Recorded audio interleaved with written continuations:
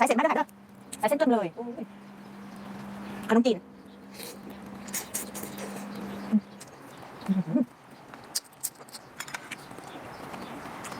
ก็เลยเนี่ยจ้ะ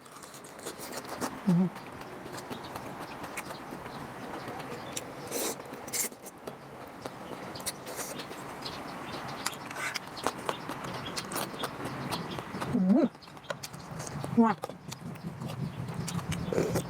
อร่อยมาก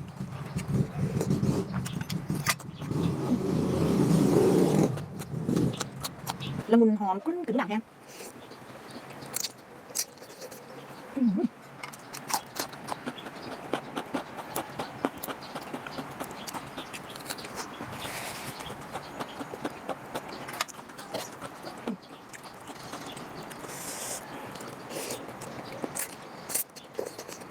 อร่อยค่ะ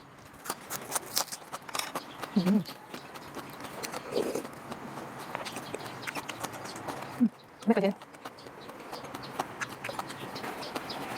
หลายอย่างค่ะ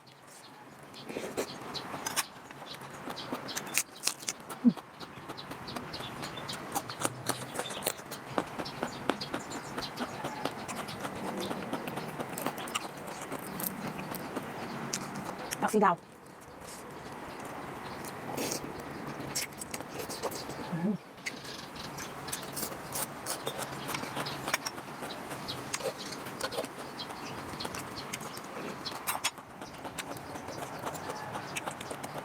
ใช่ในบ้านจ้ะหอมมากจริงอร่อยง่าย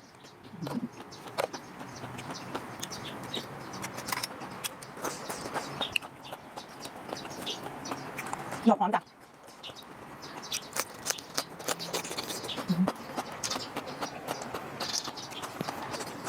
ครับทีนี้ไงครับอู้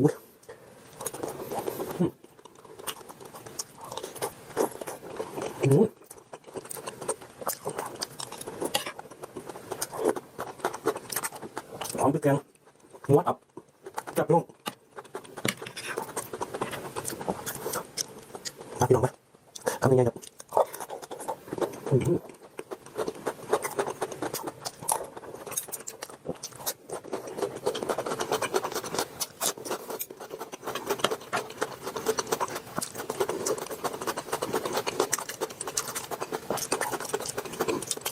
หอมพริกแกงหอมใบมะกรูดจีใส่ใบโหระพาลงไปครับพี่น้องไหม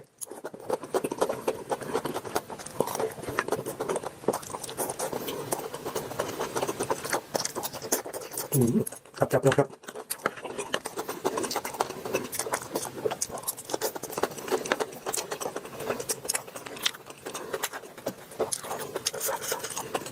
ใช้ดาว3 ฟองครับความกันเลยด้วยดาว3 ฟอง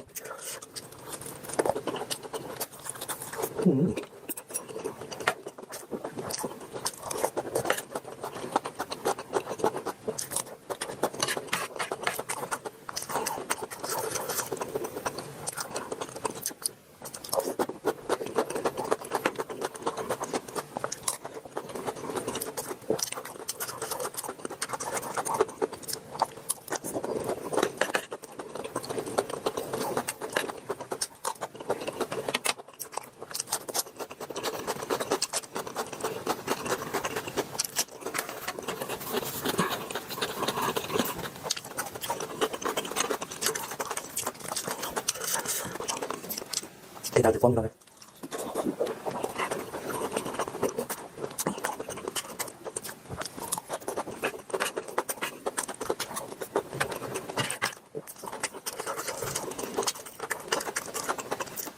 ตัวติดมันไม่จุดกระป๋องด้วยครับ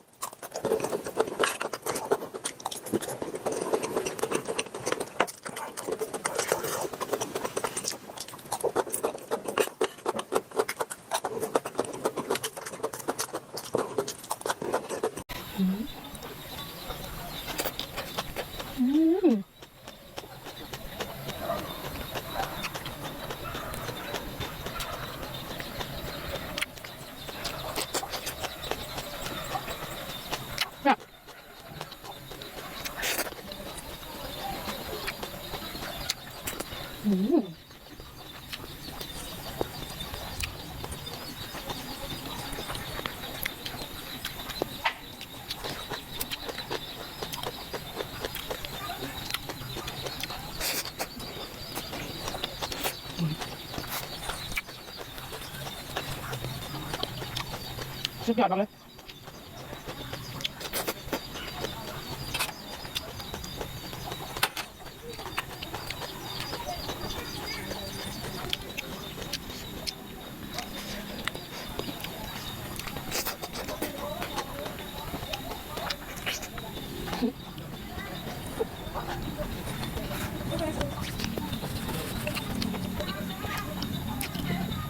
ยอดบอกมาก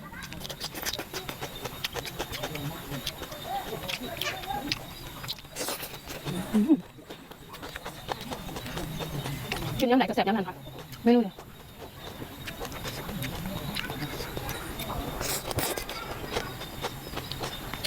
ใช่เห็ดกระดูกผักบุ้งนะคะข้าวจังแล้วก็พวกหมักแกงใส่หลากหลายอย่าง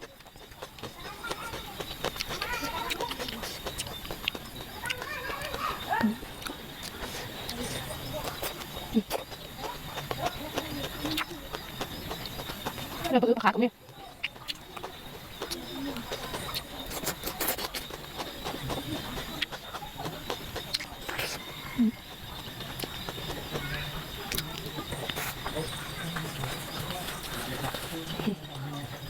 จำกัดเป็นคำหอมมากค่ะพี่น้องค่ะใส่ถึงใส่ง่ายผู้ใดก็มักใส่ทั่วก็ต้องใส่นะคะไม่ว่าคันผู้ใดมักแบบว่าบีบตรงน้ำใส่ในจังไหนก็ได้เดี๋ยวจะมักเลยรส